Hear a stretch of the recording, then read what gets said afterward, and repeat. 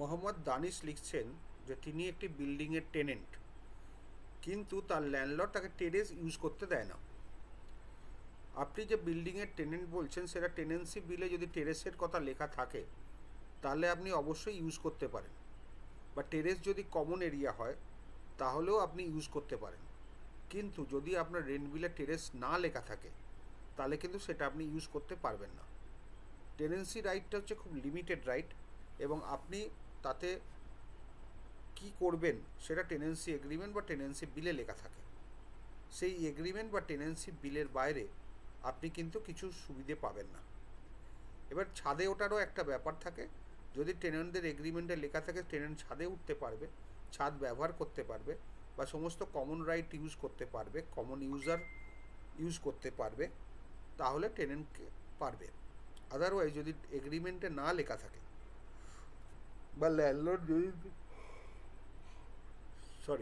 যদি ল্যান্ডলর্ড না লিখে দেয় তাহলে কিন্তু এই রাইটটা আপনি এক্সারশন করতে পারবেন না। রাইটকে টেনেন্সি রাইটটা হচ্ছে লিমিটেড রাইট, এবং সেটা যেটা এগ্রিমেন্টে লেখা আছে বা টেনেন্সি বিলে লেখা আছে সেটাই আপনি পাবেন, তার বেশি পাবেন না।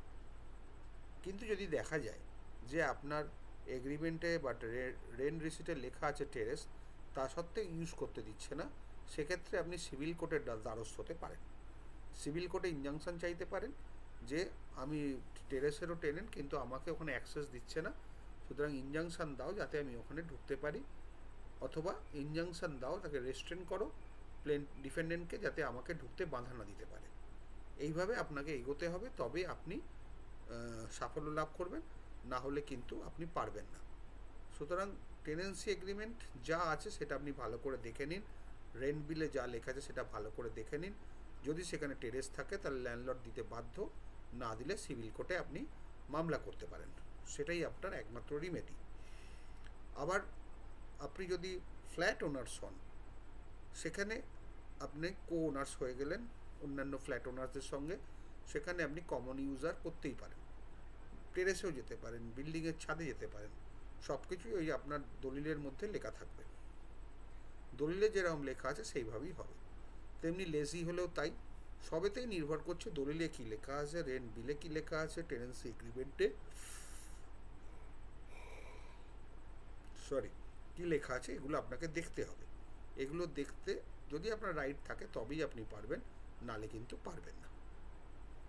যদি আপনি মালিক হন, কো ওনার হন, ফ্ল্যাট কিনে থাকেন, বা ফ্ল্যাটের টেনেন্ট থাকেন, ফ্ল্যাটের মালিকের যদি ছাদ ব্যবহার করার রাইট থাকে, এবং আপনার মালিক মানে ওই মালিক যদি আপনার টেনেন্সি যখন ইন্ডাক্ট করলো তখন এগ্রিমেন্টে যদি ছাদ ব্যবহার করার রাইট আপনাকে দিয়ে থাকে, তাহলে আপনি ব্যবহার করতেই পারেন, এখানে কিন্তু কোনো বার নেই।